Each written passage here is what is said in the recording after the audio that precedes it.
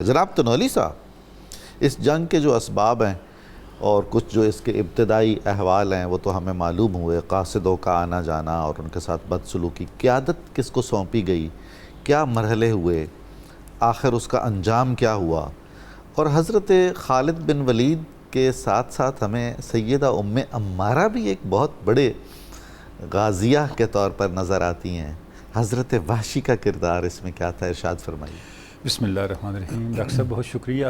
بہت ہی important topic ہے جس کا تعلق براہ راست ہمارے عقیدے سے ہے جی، اور قیامت تک جنگ یمامہ ایک مینارہ نور رہے گی اہل ایمان کے لیے کہ اسلامی معاشرت، اسلامی عقیدے اور اسلامی ریاست کے تحفظ کے لیے عقیدہ ختم نبوت کی اہمیت کیا ہے، یہ اہمیت جنگ یمامہ ہمیشہ اجاگر کرتی رہے گی۔ ڈاکٹر صاحب اس بات پہ تو بات ہو چکی قاصدوں کے حوالے سے بھی، ایک نقطے کی طرف میں یہاں اشارہ کر کے بات آگے بڑھانا چاہوں گا ضرور کہ جنگ یمامہ جو ہے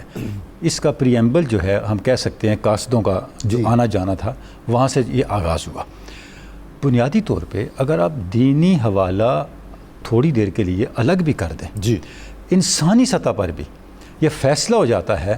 کہ ختم نبوت کے باب میں حق پہ کون ہے اور انسانیت کو کہاں کھڑا ہونا چاہیے۔ کیا بات، یعنی آپ صلی اللہ علیہ وسلم جھوٹے کے قاصدوں کو کا احترام دے رہے ہیں، اور ایک جھوٹا پتہ ہے اسے میں جھوٹا ہوں اور اس کے ساتھ جتنے لوگ ہیں وہ بھی صرف قبائلی عصبیت میں کھڑے ہیں، وہ ایک سچے قاصد کو شہید کر رہے ہیں۔ یعنی جس کے پاس انٹرنیشنل لاء کے تحت، دنیا کے کسی قانون کے تحت سفیروں کو کوئی تکلیف دینے کا حق ہی نہیں ہے، اس کا پہلا قدم ہی یہ ہے، تو اس کا انجام کیا ہونا چاہیے؟ اس سے پہلے تو لاشوں کی بے حرمتی ہم نے سنی، ایسے ہی یہ ایک جیتے جاگتے انسان کو یعنی بالاجزاء قطع کرنا، اور وہ سفیر ہے، سفیر، یعنی کہ یہ انسانی ضمیر کے دروازے پہ ایک دستک ہے کہ آپ کچھ بھی نہ دیکھیں، صرف یہ دو واقعات دیکھ لیں تو آپ کو اندازہ ہو جائے گا انسانیت کی فلاح کس کی پیروی میں تو ہے۔ یہ جو جھوٹے ہوتے ہیں پھر یہ بربریت کی اس انتہا تک چلے جاتے ہیں۔ ڈاکٹر صاحب پروفیسر صاحب نے بڑا پیارا جملہ ارشاد فرمایا، ان کی عقل پہ جو موریں لگ گئیں ہائے ہائے، تو انہیں پھر حق اور باطل کا کیا پتہ چلنا ہے۔ اوہ، جب سیدنا ابوبکر صدیق کو ہم دیکھتے ہیں ڈاکٹر صاحب کہ آپ نے جن معاملات پہ ہر طرح کی مصلحت کو بالائے طاق رکھ کر فیصلہ کیے، ان میں فتنہ ارتداد کا کلا کما کرنا تھا، اور اس کے پیچھے کیا چیز ہے؟ آپ صلی اللہ علیہ وسلم پر غیر معمولی ایمان۔ اب دیکھیں جو لشکر اسامہ کو آپ نے روانہ کیا، یہ بھی تو سیدنا ابوبکر صدیق کی صدیقیت کی علامت ہے بے شک، کہ جو آپ صلی اللہ علیہ وسلم نے فیصلہ فرما دیا، بس اب اس پہ کوئی دوسرا کلام نہیں ہے، اس پہ ہم نے اپنی حکمت نہیں تلاش کرنی، حضور کا کیا ہوا فیصلہ ہی کامیابی ہے، حضور کی ختم نبوت کا تحفظ ہی کامیابی ہے۔ دیکھیں آپ نے کیسے ارشاد فرمایا، آپ نے فرمایا مدینہ میں کوئی بھی نہ رہے، چاہے درندے آ کے ابو بکر کو یہاں سے گھسیٹ کے لے جائیں اور مجھے کوئی چھڑانے والا نہ ہو۔ ہائے ہائے، مدینہ طیبہ کے اندر 3 دن اور 3 راتیں کوئی مرد تھا ہی نہیں، سبحان صرف خواتین تھیں۔ یعنی ایمان کی کیا انتہا ہے، اور وحدت امت سبحان اللہ، اس موضوع پر، اس موضوع پہ وحدت امت، اور جو قائد ہے ملت اسلامیہ کا، اس کا عقیدہ ختم نبوت کے اوپر استقامت کتنی ہے، کمٹمنٹ کتنی ہے، اور اس عقیدے کے ساتھ وابستگی کے نتیجے میں ملنے والی کامیابی پر یقین کتنا ہے۔ سبحان اب تصور کہ کچھ تو تحفظ کیا ہوتا، کوئی ایک دستہ تو مدینہ پاک میں رکھا ہوتا، نہیں، ان کو یقین اس پہ ہے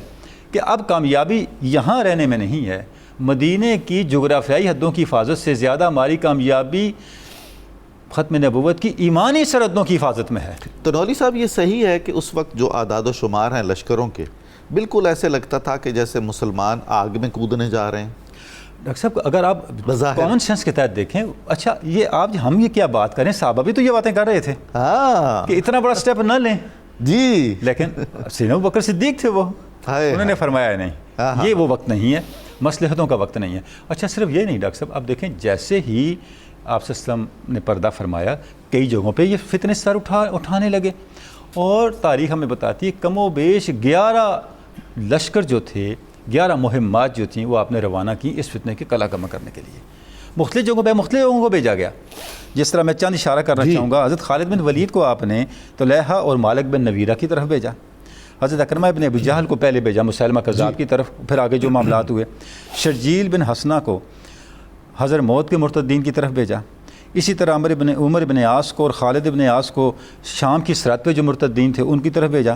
حذیفہ بن محض کو ربا کے مرتدین کی طرف بھیجا، حضرت طریفہ کو بنو حوازن کی طرف، اللہ اکبر، اہل تہامہ کی طرف لشکر بھیجے، بحرین اور مہرہ کی طرف، اور اسود انسی کی طرف مہاجر ابن امیہ کو بھیجا۔ یعنی کم و بیش 11 دستے 11 مہمات ہم دیکھتے ہیں جن کو آپ نے جہاں جہاں پہ ختم نبوت کے والے سے یہ فتنہ سر اٹھایا تھا اس طرف بھیج دیا، اور اس کے بعد آپ نے جو لشکر بھیجا اس مسیلمہ کذاب کی طرف، وہ پھر پوری تفصیلات ہیں جن کی طرف پھر ہم آگے بڑھتے ہیں۔ جی بالکل۔